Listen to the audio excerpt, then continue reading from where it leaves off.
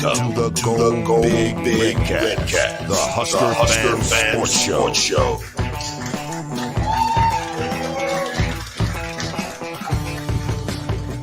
Welcome to the Go Big Redcast. I'm your host, David Gaspers, and I'm with Honky. Who'd have thought 5 years ago when we started this thing that, this weekend we're doing a live cast here in front of the Hail Varsity Club with friends and family. Ken, one half of the Generation Red Pod with Scott and his wife Wanda here.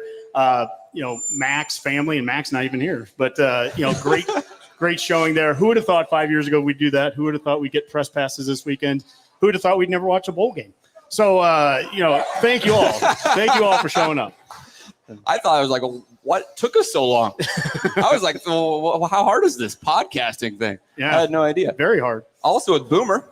Well, I'm happy to be here live at the Hail Varsity Club enjoying a Redcast cooler. And I'm also happy for any of our loyal J-Sker listeners. Not only is your volleyball season straightened out early, you got one game into the NFL season, you can already toss your Rams jerseys and go and get those Bills gear you've been eyeing for. So congrats, J-Skers. It's been a real time saver for you already. So. The Redcast cooler is quite delicious here. It reminds me of the cactus cooler that you heard about in the Flintstones. Remember that, guys, when you were kids? Yeah. Oh, yeah, kind of. Yeah.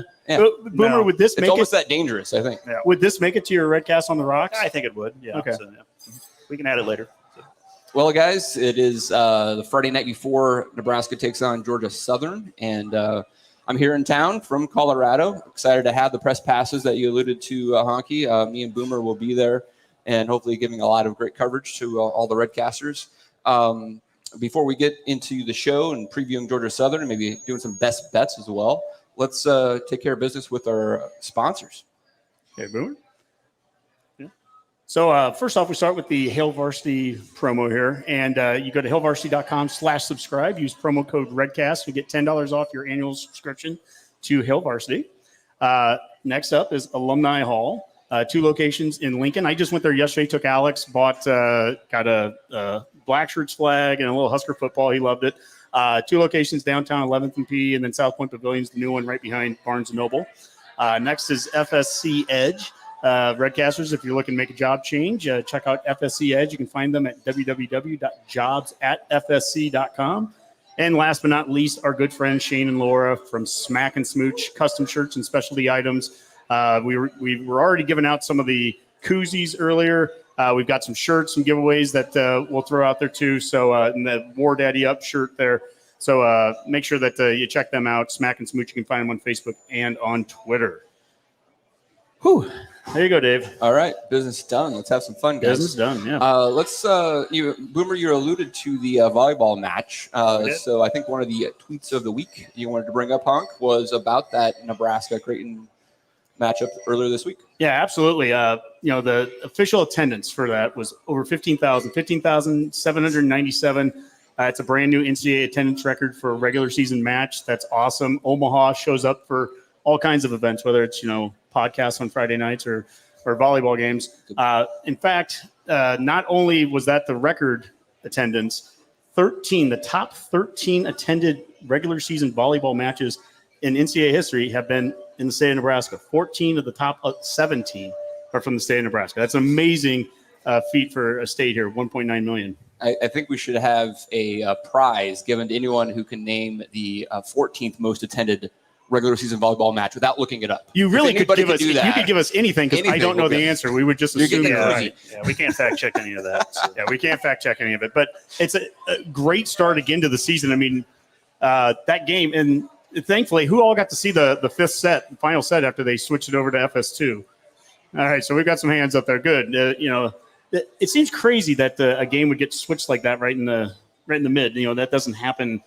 You don't see any other sport that there's so many Padre fans out there that really wanted to see that matchup. That was really important. So of course, yeah, that just goes. I think it's something we brought up a bunch of times on the podcast. Just the lack of real exposure and dedication to actually broadcasting sports like that, especially like women's sports, women's volleyball. It doesn't get the credit it should. I mean, that's a far more exciting game than the start to a baseball game nobody cared about. It's perfect TV sport. We brought that up many times.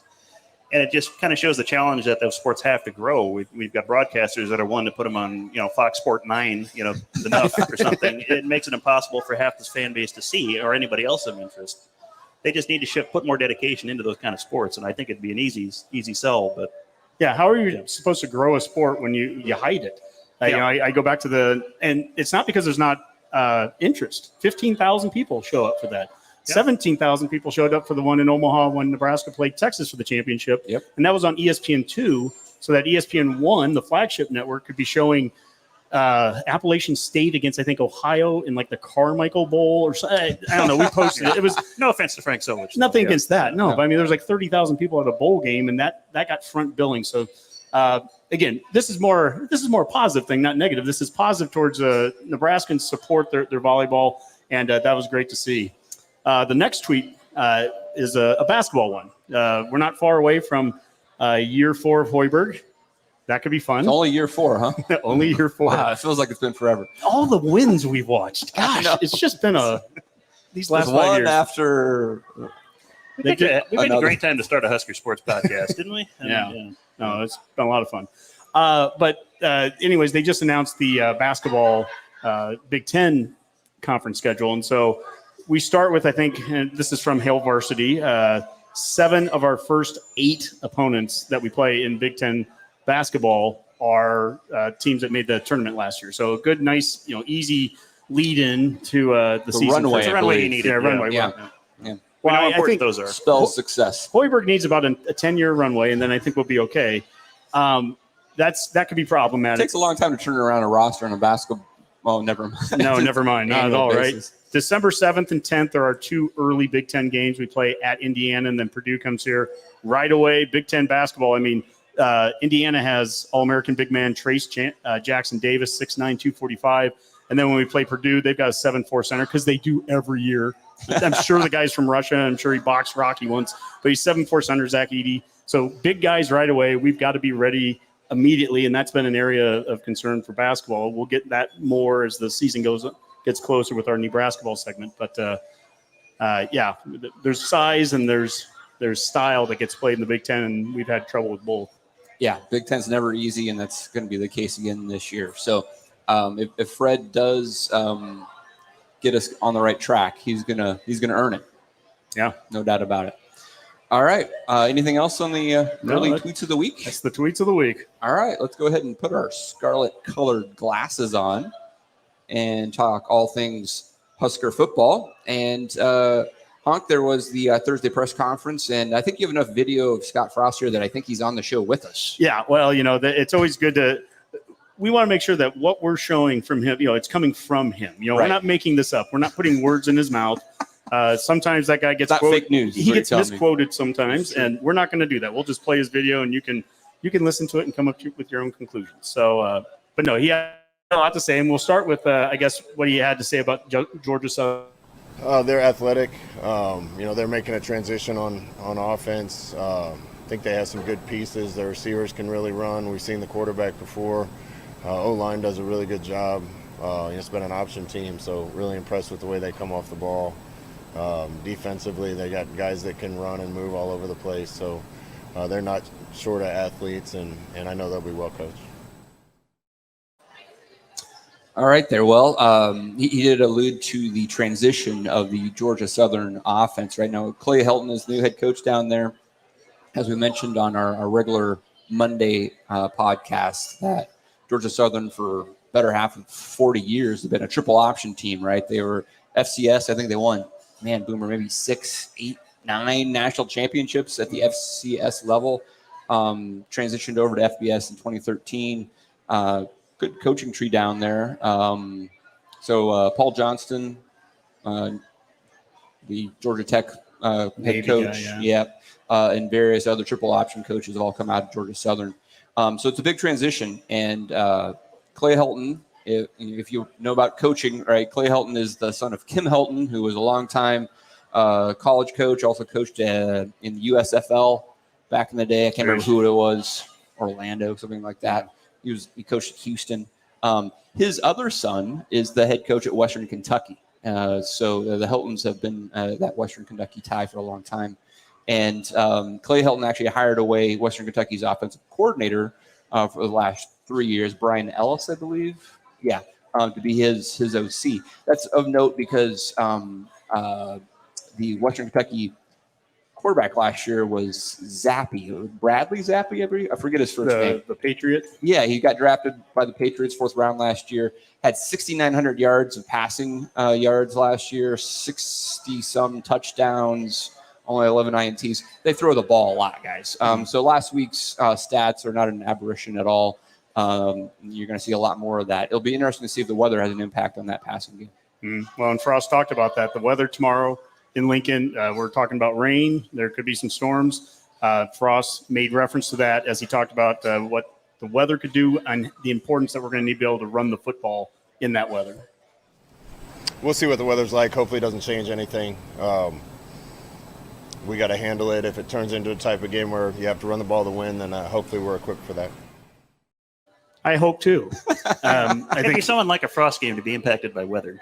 no kidding. If there's lightning tomorrow, I tell you. Yeah, there's your press pass. Just sit up there and watch a lightning strike. But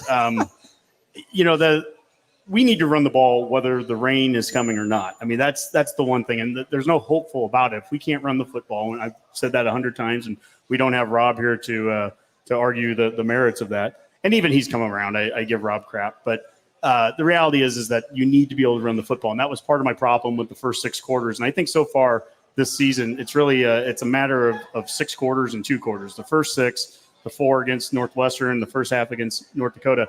It's one of the most unimaginative offenses I've ever seen. It is pocket passing with not using any of the legs that Casey can bring. It's a run game that's a simple turn and handoff and no fake, very limited fakes. And even if you did try to fake it, we weren't running it with them anyways. So No motion. What gives me hope, though, is that what I saw those last 2 quarters actually, I mean, that's what I was texting you guys in the first half. That's what I wanted to see. We started to see him So scramble. they finally listened to you. Well, they finally saw. Maybe they saw one of my tweets. I don't know, or text, not tweets. I don't. Yeah, one of my texts. Right, is that essentially what you saw in the second half? He scrambled a couple times, but they called an option. Think of the touchdown pass to Chancellor Brewington. That's out of a little short rollout. Move the pocket. I think the offensive line is too easy they get picked on, and they make mistakes. Don't get me wrong. I'm not defending them to the end. But they also aren't the end-all, be-all, the only reason that we've struggled. You can do things to schematically X's and O's help that O-line too. Rolling a pocket, running option. It's amazing how all of a sudden some of those gaps open up. Yep. And so I've been told forever that the only way we can open up the run game is you have to stretch a team vertically. I don't disagree, but you can also stretch them horizontally. Osborne was a king of that with an option. Mm-hmm. Teams want to put guys in the defenses in the box, run outside of it. They start to spread out, hit them up the middle. So we can do that too, and boy, we've got some good parts with the running game that we started to see last week with Grant and Allen, and quite honestly with Thompson. I don't want 25 carries a game like we had with Martinez, but we can have more than one. Yep, that's right. Actually, I just saw that Anthony Grant is, I think, number 3 in the country in rushing. Of course, he's had 2 games. Yeah. No, hey, I don't know if that advantage is going to hold up much longer, but well, if he keeps averaging 145 yards a game, that could. Sure. So that's where he's. I mean, look, it's way too early, and yet I still say it. He's at the very least, he's the best looking back I've seen us have since Amir. Without even a question. I think you're right. His jump cut, the things that he does, the elusiveness that he has I try to temper this with the fact that it was North Dakota, but that's still. I mean, he literally hurt a guy's ankle when he made that cut. The guy that fell, and they say, hey, he broke the guy's leg. He damn near did. That was really that's a great cut. So that ankle's at least tender. Yeah. Right. I mean, sore the next morning. Well, Honk, you alluded to it in our intro there, the awesome Thunderstruck. But tomorrow's game is at night. First night game this year. Got to be exciting for that, right?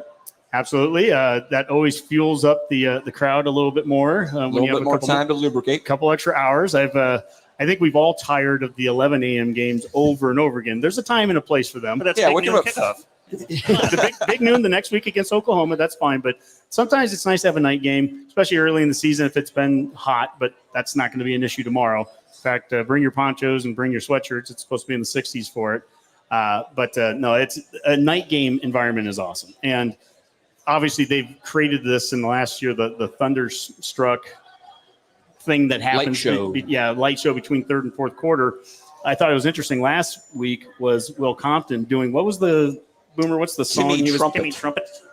Yeah, so maybe that becomes a new third quarter thing during the day when you don't have the light show capabilities. That was it certainly took off on social media. Also on social media for us, my son Alex, I got photos with him and Will Compton. That was a lot of fun. Will Compton was are you suggesting that they should have like a guest fake trumpeter? Or I think so. Right. I would do it. You could be that. I could be fake trumpeter like one time. I mean, if we can get press New passes, life I can ambition for you. Yeah, I can play the trumpet for a while. Why not? Yeah. So we're playing at night. I think there's video of Scott Frost talking about playing at night, right? Oh yeah. Does he address trumpets at all before I play? I hope so. Okay. I love playing at night. I think the kids have energy at night. I think our environment in here is as good as anywhere in the country, always, but particularly at night. And I think the only challenge is getting ready for the next week and not having as much time on Saturday night. So Dave, this is as he said, this is as good an environment as anywhere. Maybe this is the time to talk a little bit about what we talked about on Monday night. How good is that environment in Memorial Stadium? There was booze last Saturday as we went into halftime. Not lubricating booze, right? Not that kind of booze. Well, there could have been. I mean, I'm sure there's been booze in that stadium before, but no, never. But a different type of booze, the Boo Birds that came out, and it was when Nebraska was 7-7 against North Dakota going into half. As I mentioned, it's a tale of 6 quarters and 2 quarters. It seemed like the first 6 quarters, it kind of the fan base. I think there's a little bit of an overflow of energy, negative energy, whatever you want to call it. Some of that also was the situation of how the second quarter ended with the timeouts and all that. But we had a pretty lengthy discussion, and then on the drive down here, we heard we were listening to Hail Varsity Radio and Chris Schmidt. They were talking about some of the same things with the just the fan base. What is the role of a fan? I'd love to even kind of poll the people here. I guess before we even talk about it, raise your hand. Booing or not? Is booing okay? Raise your hand.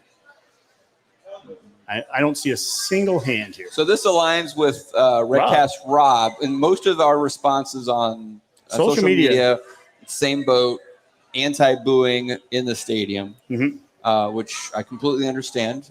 Chris Schmidt of Hail Varsity Radio, you mentioned we were listening to the show on the way up. On the opposite camp, saying that, hey, the fans are invested. They have a right to express their displeasure. I kind of go on that side, I suppose, but I don't think the booing needs to be necessarily with ill will, right? It's actually you're trying to communicate that you expect a better product in the field, and at times we haven't always seen that, right? So it's a tough call. I understand, and it's good that people have their own opinions on that one, right? But hopefully we just don't need to have a lot of booing going forward, right? That's the problem. Well, when we had Steve Sipple on just before the season started, and we played that video on Monday night's show. So we had about a half-hour discussion on this on Monday. Go back, Redcasters, watch it on YouTube. It was titled, what does it mean to be a fan, basically, and what's the role of a fan? But Sipple talked about how he had those conversations with Ron Brown, longtime assistant coach and current analyst, and Ron Brown said fans absolutely are invested in this program, in the product. And they have every right to voice their displeasures the way that he stated it. Now, we can argue and the specifics behind what does that look like. Is booing okay? Boomer, you brought up a good point where look at what UCLA fans did. They didn't boo. They just didn't show up. It's 27,000 people in the UCLA, the Rose Bowl. And there wasn't even that many. So, some people put their bags over their head. They leave the game, whatever. You can voice your displeasure in a lot of ways. We would prefer that they don't boo. I mean, ideally, I think it was premature in the season to boo at 6 quarters. That's probably fair to say. That would be my. If this is Game 7 and we're doing that, that's a whole different. Yeah. thing. Again, and I think the conversation we heard on Hail Varsity Radio was like, this has been bubbling up for the last 4+ years. I mean, I think the expectations with the Scott Frost era was that this was going to turn around pretty quick. He even told us that he thought it would turn around pretty quick. And it just hasn't happened. And that's inevitable that you're going to have some fans that are going to have to. I mean, it wasn't just because it's this halftime of the second game of the season. It's the second game of the fifth year, and we've got 15 wins. Here's the challenge. I think this is the best staff that we've had in the 5 years. I like the changes that they made. There needs to be time for it to come together, and he doesn't have time to do that. And, I mean, they've got to win. Like, tomorrow's a non-negotiable. You've got to win that game tomorrow. You just have to. I think a lot of people would have thought after 4 games we'd probably be about 3-1. Well, you've already lost that one game that I think people thought was a W, and what that turns the next game against Oklahoma into is kind of a must-win, not a nice-to-have, but a must-have. At that point, we need wins. That is one thing that's really important. At the same token, how do we're going to struggle too. We have new quarterbacks, new running backs, new wide receivers, new position coaches, all that. So it's natural that we're going to struggle a little bit right now. How do we differentiate that? I know, how do you not carry over 4 years of anger to a team that had nothing to do with those 4 years? Most of these guys didn't. Yeah. The second that Casey Thompson throws that interception, oh, no, that's just another one. No, 99 of those were Martinez. This is a new one, but, it's so right now. It looks too similar. I think what has to happen is they're figuring some things out. And after that interception that made it 17-17, we ran the ball 11 straight times at one point. Right. That's where you see option. That's where you see rolling out. I mean, whatever they tried to do for those first 6 quarters, something changed fundamentally. And on defense was the same thing. I mean, the less zone, more blitzes, more man-to-man. And you see guys breaking up passes, one-on-one drape coverage. I mean, that's a different style from what we saw a lot of the first 6 quarters. Now, do you think it's from fundamental changes they made, or is that just we were playing an FCS team without depth and wore them down just to play the other card of this? We could. I'm not saying we didn't wear them down, but we still ran different things. I mean, that's essentially what it is. Clear. That second half, the amount of unbalanced line sets that we were going back and forth with, moving Prohaska over to the right, and again running the option, getting the quarterback's legs more involved. That's different. And on defense, where we had 0 sacks through 6 quarters, in that second half, it was more aggressive where we were playing more man-to-man. You got to get up on these guys, stop giving them 5-yard catches in zones. And we're tackling traditionally is at its worst at the beginning of the season anyways. And it has been. I mean, being right on them. I mean, that last breakup of the last play of the game, Tommy Hill. Yep. I mean, there's no room to make a tackle. You're there to knock the ball down. It's not let him catch it and make the tackle. He was there to knock the ball down. That's right. And that's one of the differences with man-to-man versus zone. You can be a little bit more aggressive there. And so what I'd like to see is 4 quarters of that now. Let's not be can't be scared to go out and play Georgia Southern. Nope. Athletically, we have more talent than them. Get out there and get on them. Get on them right away. Force them, put them into positions that they can make mistakes. Yeah, absolutely. So I think we got another video with Frost talking about the better tackling. Before we get there, Boomer, I do want to remind all the longtime Redcast listeners. Honky just said that we had the best coaching staff since Scott Frost has gotten here. Correct. I remember in year 1, I believe Honky also said that the new defensive coaching staff was under Mike Riley. Was the best he'd seen since when? Since McBride. And what's crazy is if you look at the guys that are actually on that staff, then Trent Bray, linebackers coach, he's doing really well. Individually, it's a perfect example. Individually, those guys are great individual coaches. Was Dante Williams on that? Dante Williams, who's interim head coach at USC for a couple of days. At USC. What Trent Bray has been doing already at Oregon State. I love John Perella as a D-line coach. I mean, those are great individual coaches. Diaco won a Broyles Award, and he's becoming our DC at that time. It just, nothing came together. And maybe if they had more time, it would have been okay, maybe. But that's the question ahead of us with this offensive staff is how quick can they get this together? Again, I'd say that there's a lot of comparisons I could make, and this is scary because it didn't work in 2017. But offensively, Applewhite, I think, is a great teacher as a running backs coach. I love what Mickey Joseph can do as a wide receivers coach. Whipple brings as much experience as we've had as an OC. There's a lot of great individual parts in each one of those coaches. How does it come together? That's a whole nother question. Can they create? They're struggling right now through the first couple games to find an identity on offense. And I mentioned that right away in that first game. You can't go 44 passes and 29 rushes. You just can't. That's not a recipe for success in the Big Ten. And this last game we were 41 rushes to 21 passes. Okay, flipped it around. Yep. And so you're going to need more of that.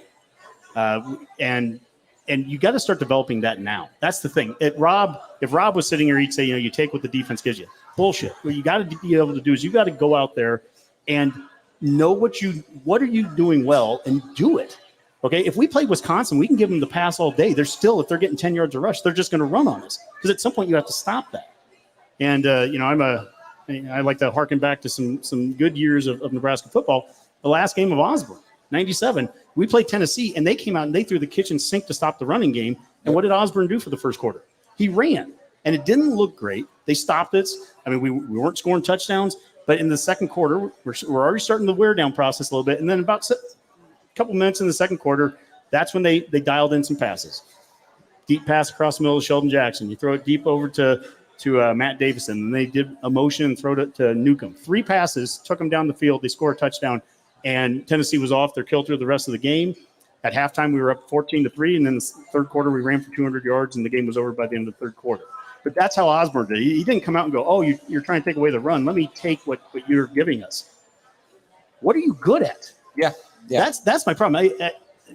I'm rambling here, but my goodness, the first year of Callahan. Well, first year of Callahan, we play Iowa State. We lose to Iowa State badly. And they said in film, the 9-7 game. Yeah, in film they said they identified weaknesses in Iowa State's pass defense. Yeah, we have weaknesses in our pass offense, and we couldn't take advantage of that. Be good at something. So, anyways, the truth. Be good at something. Yeah, absolutely. Well, one thing that we need to be better at is tackling. I think the next video is about that.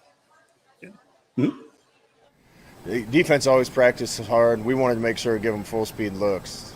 It just seemed to me, like I said, like we were a half a step away from a number of plays. And sometimes when you're practicing against scouts, you can get there without being quite at full speed. And hopefully against our ones, they need to be a step closer to plays in order to make them. And we'll see if that helps.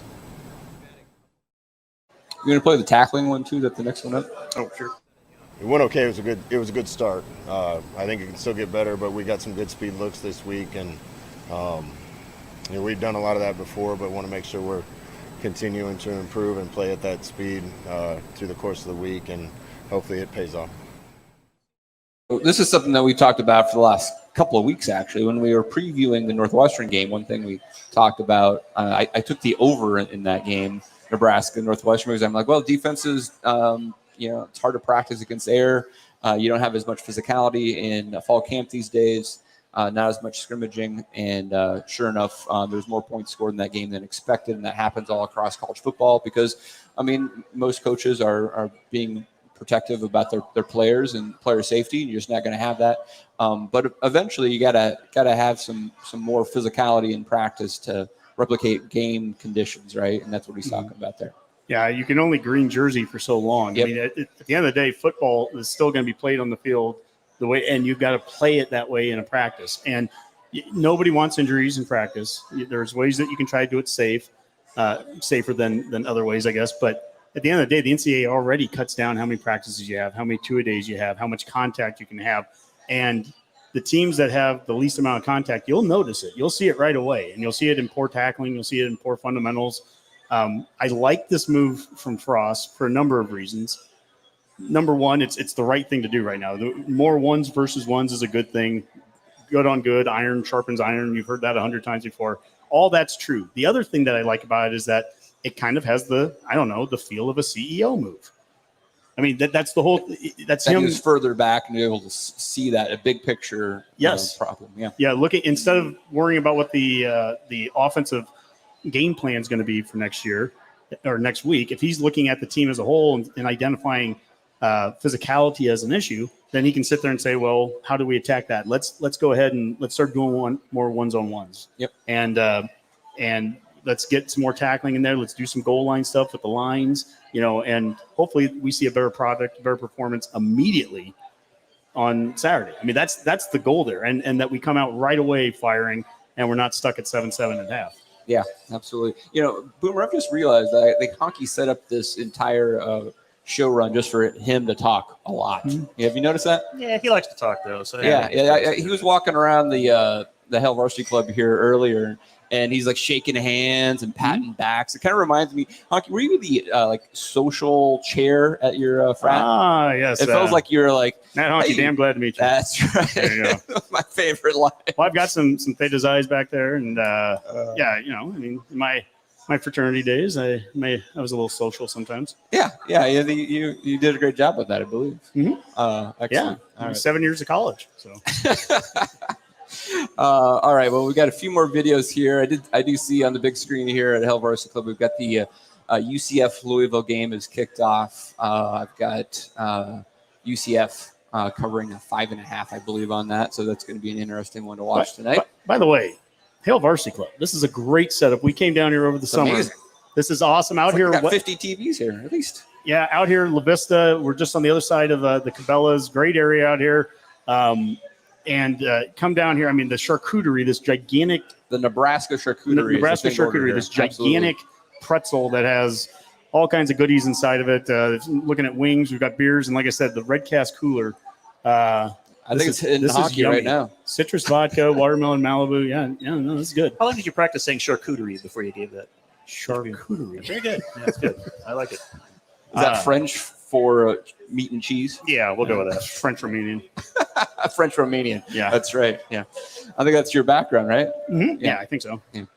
All right. Well, another clip from Frost here talking about the injuries. And we have had, obviously, Nick Heinrich, a few others go Vokalek down. on offense. Vokalek and two of our captains there, yeah. Yeah, it's a good point. And depth that is being created from that. Boomer?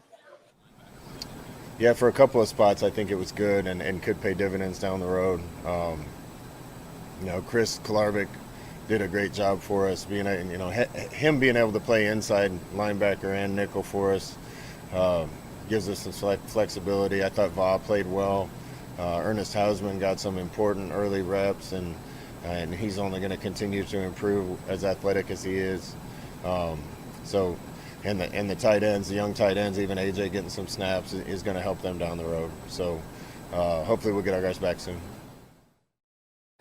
Yeah, we wanted to empty the bench against North Dakota because we'd be up by so much. We didn't get that chance, but we kind of emptied it with some of the injuries. I mean, there's young guys. Think of it. Hausman, Columbus High grad. Yeah, it's awesome, amazing. Starting in game 2 at inside linebacker there, yeah. and he made some nice plays and showed some athleticism, and he whiffed on some plays and showed that he's a true freshman too. But those are meaningful reps for him to be getting now, and then again at tight end, my goodness, between Rollins and Brewington and Hickman. Borkircher, and Hickman even. I mean, that's 4 tight ends that were all out there. The 2 touchdown passes went to tight ends. That's right.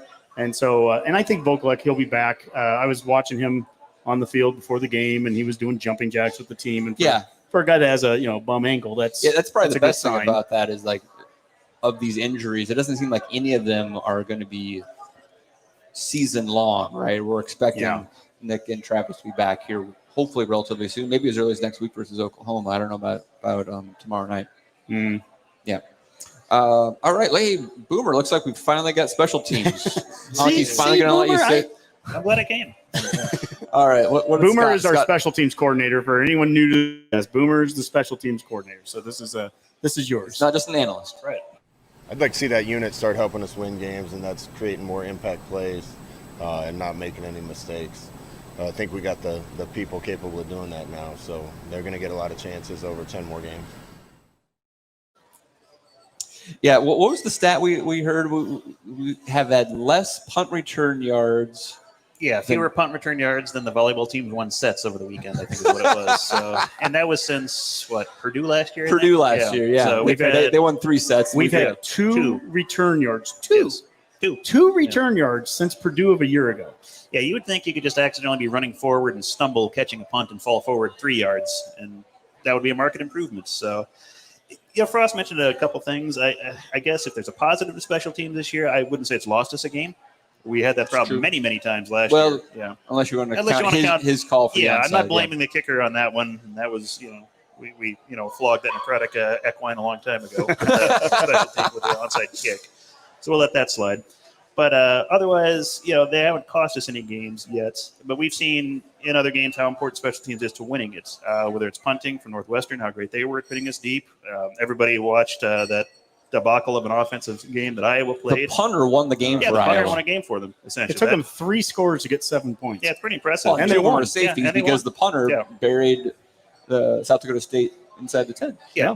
And our punting has been good, but our punt return definitely is lacking. We're just not getting any production, and especially once you get to Big Ten play. We've seen how it flips fields and is going to continue to flip fields. So we need to start getting some return. We've got the talent again. Frost said himself, we have players back there that can field punts. They haven't dropped one yet, or fallen backwards into the end zone, so that's a plus.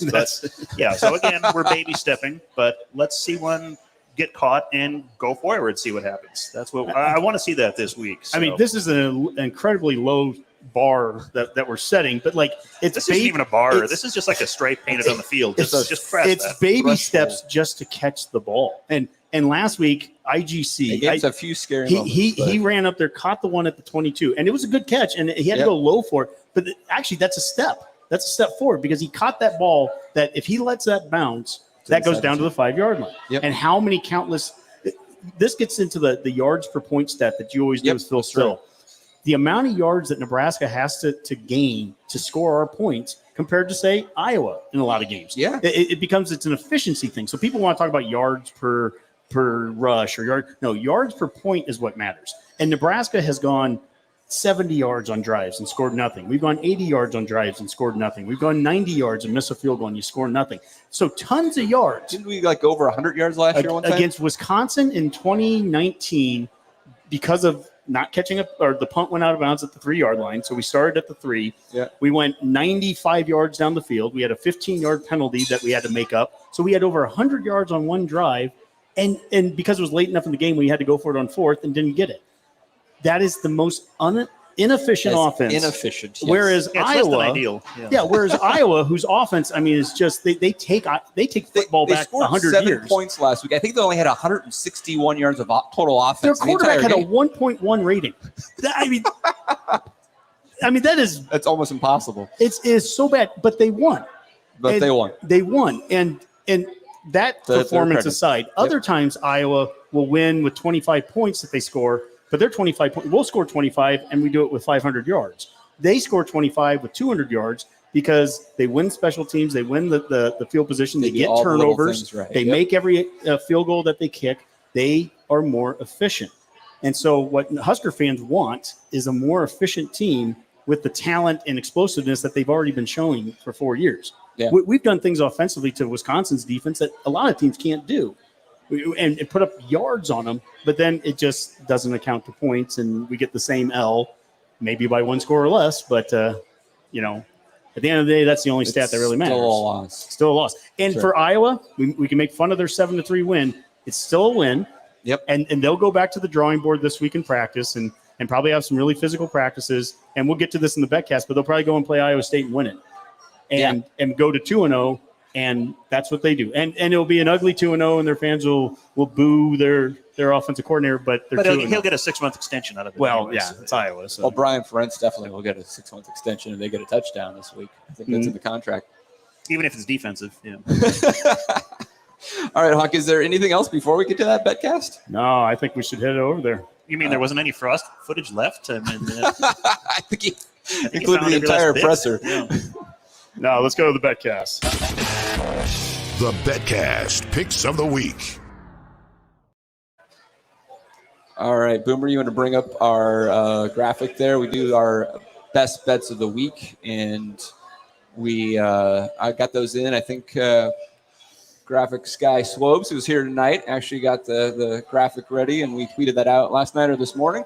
Mm-hmm. Producer Skip has gotten Alabama at -20 versus Texas. That is in Austin. Is that big noon kickoff? Yes. But Texas isn't back, Dave? Is that what Skip's implying there? Well, I got Alabama at 19.5, so I'm in the same camp. Until Texas proves me they're back, I'm going to take Bama. Last time Alabama was in the state of Texas, they lost A&M. You don't think Nick Saban is too excited about losing to another assistant coach that he once mentored, so we'll see where that goes. Boomer, you took USC, the Trojans, and Southern Cal, -7.5 versus Stanford. That's in Stanford, I believe. Yeah, a matchup of future Big Ten teams, apparently. So, I hear the students aren't back on the Stanford campus, so instead of having 3,000 or 4,000 people there, they might only have 2 or 3. I don't know. And then Myself, I got the Duke Northwestern under at 57.5. And then Rob, who is the only betcaster who is 2-0 so far this year, keeps it local out there in Colorado. Takes the Air Force Falcons minus 17.5 at home versus Colorado. The Buffs are atrocious this year, and I don't know if Carl Terrell will make it through October 1st. It's hard to tell. Boomer, were you feeling good about your pick with the Trojans? I think so. They put up a lot of points, I think, this week or this last week. I know it was a scrub team, but I think they've got talent, and yes, you've got a coach that I think is willing to go out there and try to put up a lot of points, and I think they'll be able to do that against Stanford, who's just kind of plodding along so far this year. Yeah, I've heard. So Stanford played. God, it was I forget who it was, but they actually I think won 49-7 or something like that. And their quarterback, I think it's Tyler McGee, is an NFL prospect, right? He was a 5-star guy.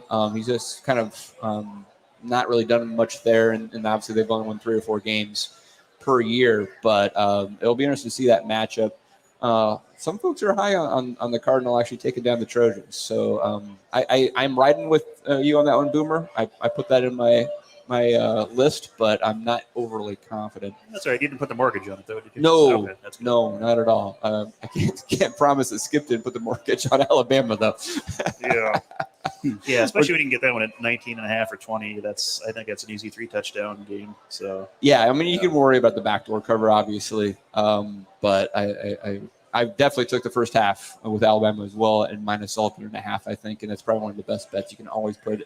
Is a Nick Saban coach team covering the first half of most of their games. What is the first half? I think it's 11.5, maybe 12.5 now. Probably gone up. I got it at 11.5 a few that'd days be ago. interesting for us to go back and look at how many times has Alabama covered the first half spread. Yeah, it's like 75% of the time. Yeah, something put a chart together on that. Yeah, it's really well. They're good. Well, we can run through a few other games, talking Big Ten as well, but maybe just really quick before the game gets decided, we have UCF and Louisville going off right now. I don't see it on. It's right above us. I see it. Perfect. Yeah. Did Louisville just score? Oh, I did not want to hear that. All right. Well, I got UCF covering the 5.5 there. Louisville looked atrocious last weekend there in a loss to Syracuse, but maybe Scott Satterfield will save his job and beat the Knights. We'll see. Later on tonight, Boise State is taking on New Mexico. Boise State also is reeling a little bit. They lost last week to what looked to be a pretty good Oregon State team, and we'll see. Big Ten-wise, Boomer, I'll just run them down and see what you think. You got Minnesota versus Western Illinois. You think Minnesota can actually cover 40.5? That's a lot of points for Minnesota. I mean, they looked good in that first game they played. They actually put up a lot of offense, and they got their second stringers and third stringers in that game, which is something we hope we would be doing, in our warm-up games for the year. 40 is a lot of points for a Gophers team because I think they will get to those 30s and then be playing all the backups again. So I could see that being another 37, 38-0 type win for them, or, Yeah. 40 points is just asking a lot for the Gophers to score on their own, I think. But they need to shut out the Bulldogs of Western Illinois with that. Huh? Yeah. Is it the Bulldogs? Is that right? Yeah. Or they have the Woolernecks, and they use a Bulldog as a mascot. I see a Bulldog as a mascot. I think they're actually technically the Leathernecks. So. That's it, the Leathernecks, right. The first game of the Callahan era, I think we played them. Oh, yeah? I think the trivia on that is they're the only non-service academy that uses a military, I don't want to say symbol, but like a mascot of that nature, right? Interesting. Yeah. Next trivia, Leatherneck in the G.I. Joe series, Leatherneck was from Strongsburg, Nebraska. It all comes full circle. The only G.I. Joe from Nebraska. Amazing. I can't fact check that either. So we're just going to run with it. You don't have to, but it is true. Yeah. We don't have to fact check it. Yeah. Other interesting mascots, Arkansas State, the Red Wolves, taking on Ohio State. Ohio State, 44.5-point favorites. Eesh. Yeah, exactly. I think Arkansas State won by 40-some points last week, so there could be like one of those switches where they actually like win by 7 touchdowns and lose by 7 touchdowns. I think Ohio State's probably going to try to prove a point that last week's kind of struggle offensively versus Notre Dame was nothing to be worried about, but we'll see. I don't know. I already mentioned the Duke Northwestern game. I took the under in that game. I got it at 58.5. I think it's at 57 right now. I think that was just an overreaction to Duke and Northwestern actually winning their first games, including beating us. I don't think their offenses are that good, and I think Pat Fitzgerald will probably be more conservative versus a Duke team that I think he can win with a more conservative game plan. So I think that I'm feeling pretty good about that being under. Penn State versus Ohio. Who's the head coach at Ohio? Oh, is it Tim Albin now? Tim Albin is there. Yep, absolutely. Former Nebraska. And assistant. now they play on the Frank Solich Field. That's right. At Peden Stadium. One of the stops that we did on the Redcast road tour this summer. You did. Well, I did. I call it the Redcast road tour. It's just me driving it's Kathy. An annual occurrence. Me taking Kathy and Alex to places that they have no choice but to go. You spoiled them. I know. Yeah. How many hours out of the way can we go to see another NCAA and Kathy football stadium? sleeps for most of it anyway, and then she just wakes up and then yeah. You know me all too well. I know. It's a beautiful thing. Anyway, point is the Bobcats are visiting University Park and Beaver Stadium there, and Penn State is a big favorite, about a 4-touchdown favorite. Have not touched that. Boomer, any interest? No interest in Penn State. This is an area story that I have not heard a lot of the national betting pundits talk much about, and that is Washington State coming in to Camp Randall, taking on Wisconsin. Badgers are a 17-point favorite, over under at 49. And Washington State has the high-flying offense out there. Didn't look good in their first week at all. They did pull out a victory, but I think they had to have a late fourth quarter comeback there to do that. Wisconsin looked really good. Graham Mertz actually looked relatively efficient in that first game. I'm not going to say Graham Mertz is back, but at least he didn't look bad. And it's really all about the running anyway. So I don't know. 17 points. I kind of like the Badgers on that. 17, you think? And would you go over I or under on that? I didn't play it, Okay. but I think Wisconsin probably wins that by more than 17. And would you take the over then, or are you still thinking under at that point? I might take the under because I just don't know if Washington State's going to do anything. I don't know. I'm not going to over. I didn't bet it because I don't know enough about Wazoo yet, I guess. I've got to say this though. Last week, Wisconsin, they had like a 31-point spread or whatever, and they beat it. They had more than that. They covered it. Kathy is in some work pool, and she picked 10 games. She probably won, right? She got 8 of 10 games right. Do we have her on as a guest picker next week? I mean, it was insane. She's Can't be worse. showing me this, and it's like, is this good? Is this good? And I'm like, yeah. I mean, goodness, and she's picking by color and what the mascots are, and my goodness, she got 8 of 10, and good for her. That's right. Well, we're going to keep on running through these Big Ten games, but if any of the audience members out there here at the Hail Varsity Club have a best bet of the week, come on up and let us know, and we can talk about that game. And Dave, part of the audience is what Boomer's dealing with here too, or working with here, is our live audience, and there's quite a bit of feedback coming in there too. So anyone watching us live, if you've got a game of the week, feel free to throw it out there to the Betcast too. Yeah, absolutely. Boomer, interrupt me at any time if you got anything, any hot takes over there. Maryland and Charlotte Terps. 26.5-point favorites. Charlotte is horrible, guys. I mean, they're really bad. They lost Bill and Mary last week. That's William and Mary. Yeah, it actually just was Bill and Mary. It wasn't an actual college. So, I think it was. I mean, Bill's a big guy. Don't get me wrong. But they lost to William and Mary. They're 0-2. They're horrible. Defense is bad. I think the line is too low. I took Maryland in this game.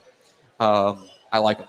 I think I'd agree with you on that one, Dave. I mean, Maryland's getting hyped this year, but I think it'll be deserved in these early games. And, Charlotte's a good team to just take it all out on. And early in the year, you just got to kind of ride teams that you don't trust. The same thing with, like, Hawaii right now.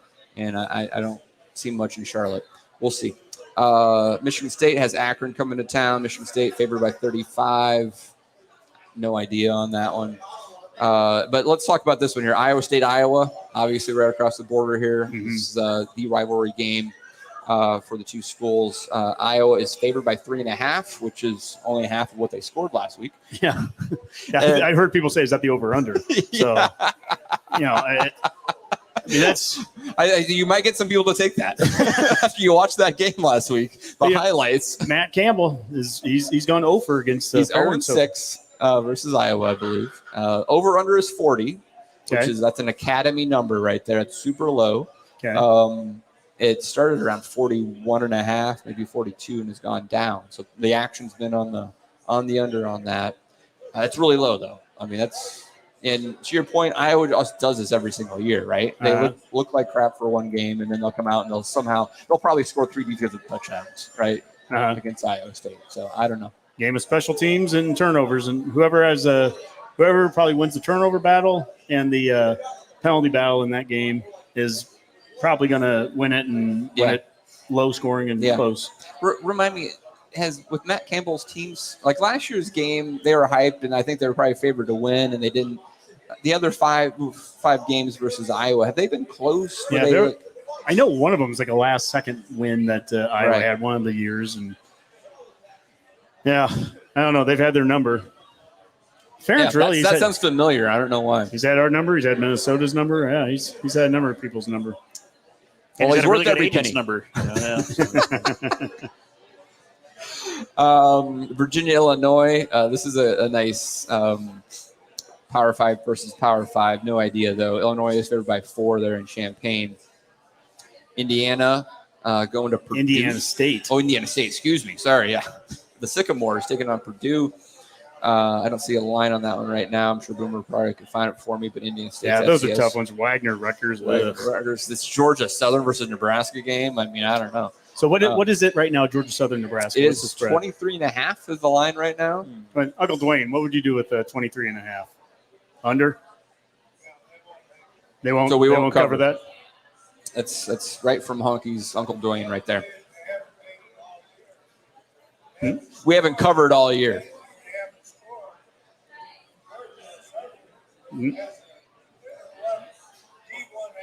They do. You're getting. I mean, Georgia Southern, I'm sure, has quality athletes. You're down in the hotbed of recruiting there, Georgia and North Florida. Yeah. Well, hopefully, I mean, this is what I'd love to see. The 23. What would be a sign of the progress is that we have taken care of this team, taken care of them early. I'd like to see 23.5 at halftime.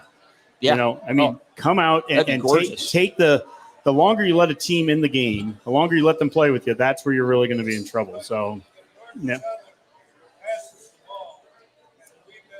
We better, as Uncle Dwayne is saying, they pass the ball and we better be able to defend that. Yeah.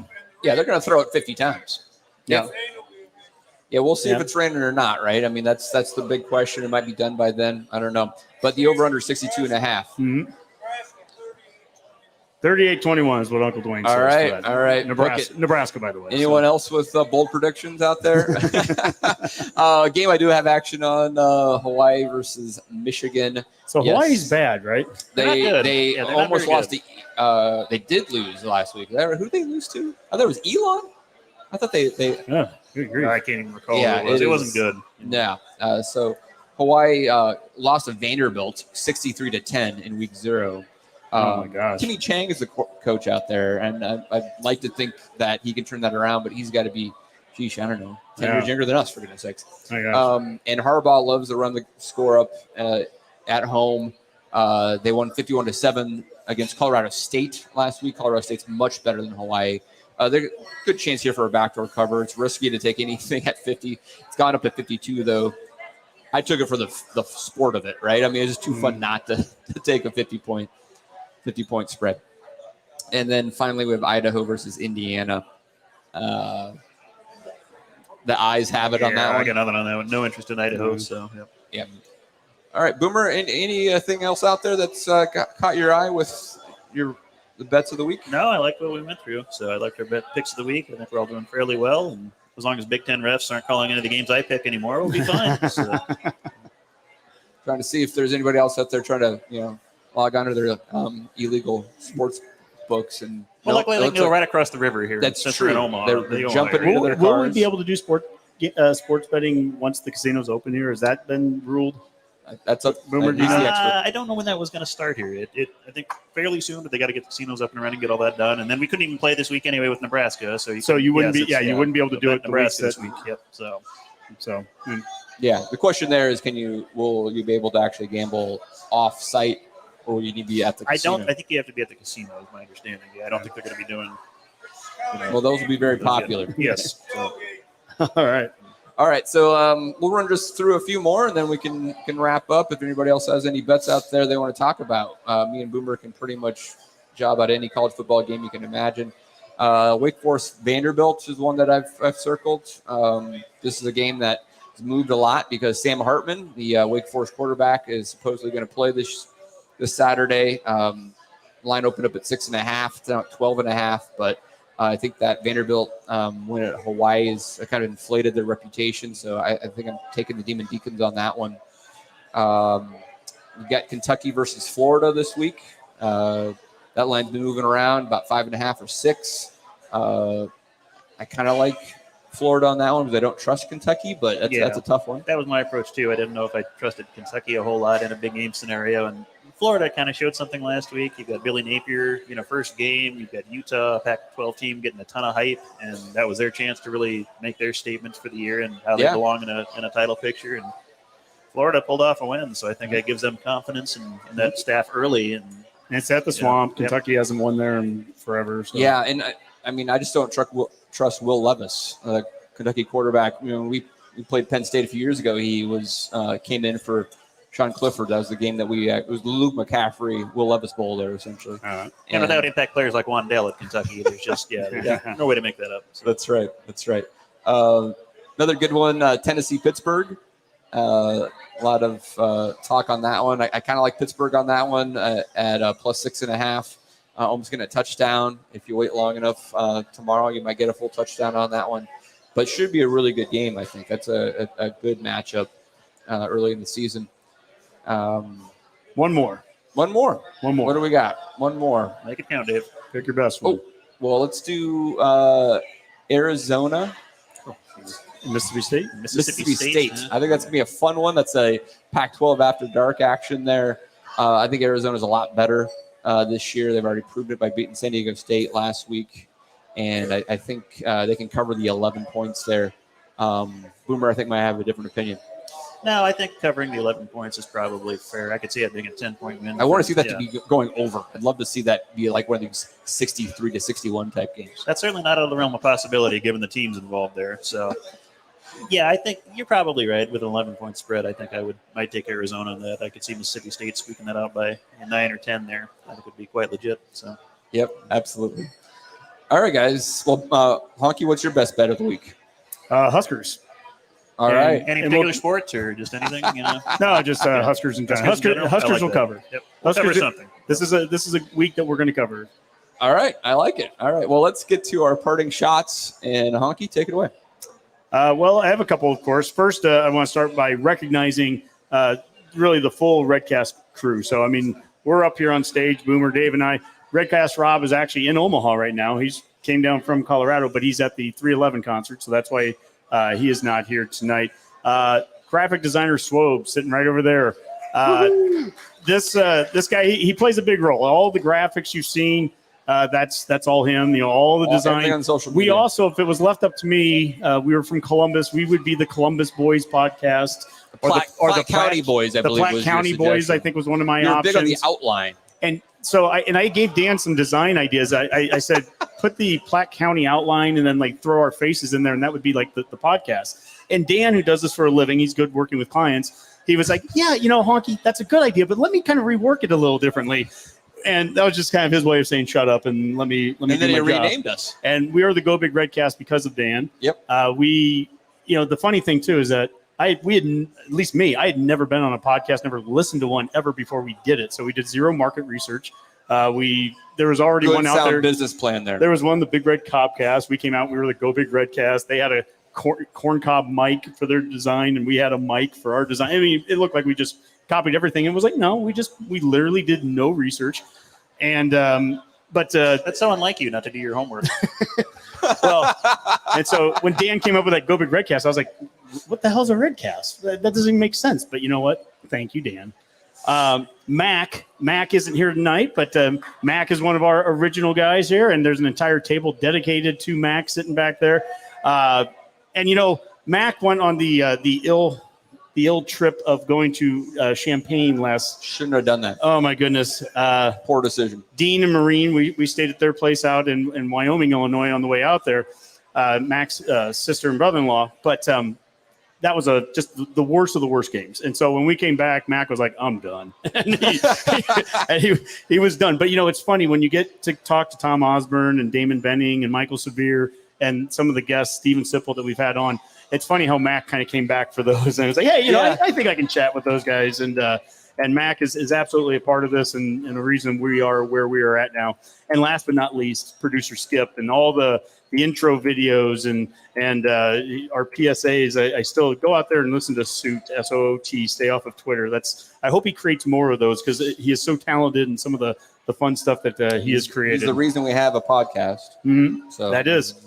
Yeah, I mean, Dave, that's maybe something after Parting Shots. We can talk about. You could give that since this is a chance here for it. But the other thing I wanted to do, and this is a question kind of to the crowd, and I think people that are watching us live too, if you type it in, this is a really cool opportunity for us this weekend is these press passes. They don't do this for just any old fan podcast. I mean, it's really it's been 5+ years. I had someone reached out to us and said, how can we get them? And I'm like, well, apply, but it's been 5+ years of 400 shows that we've done now. That's what it's taken. 400 shows? That's what it's taken for us to get to this point. Holy cow. But we have 2 guys sitting on each side of me that's going to be going there. They're going to be at the press conference tomorrow. Is there any question that somebody would want to ask Coach Ross at the presser? Is there any question out there? Yell it out to us. We've got 2 guys that at least could have an opportunity. I'm not saying it's going to happen, but does anyone have a question? And again, the people following along, if you have a question, type it out there. That's a hot question. I think that's good advice from Uncle Dwayne right there. That's a hot question. Just avoid that. You can always reach out to us on social media there. We're on Twitter at Go Big Redcast, Facebook, Instagram, all that stuff. Let us know if you've got some ideas. It's going to be a lot of fun tomorrow. Night game. The whole crew's down there. So really looking forward to it. Go Big Red. All right. How many parting shots was that? I think he it's- went on the over this time. It was 2 with about 50 things in each one, though. So It felt like that was over 4. Yeah. The over-under is usually 3.5. That's where we set the line. Boomer? All right, Boomer. Well, I think Honky blew the quota on parting shots there. So I just want to say thanks to Herd Media and the Hail Varsity Club for having us here. It's been a fun time to do this live and everyone that came out. And I'm sure we'll hang out and chat some more after this and just have a fun time this weekend and go Big Red. All right. Yeah, absolutely. Thanks to our families for letting us do this as well, right? So absolutely awesome that everybody supports us. Really appreciate it. For now, let's call that a Go Big Redcast.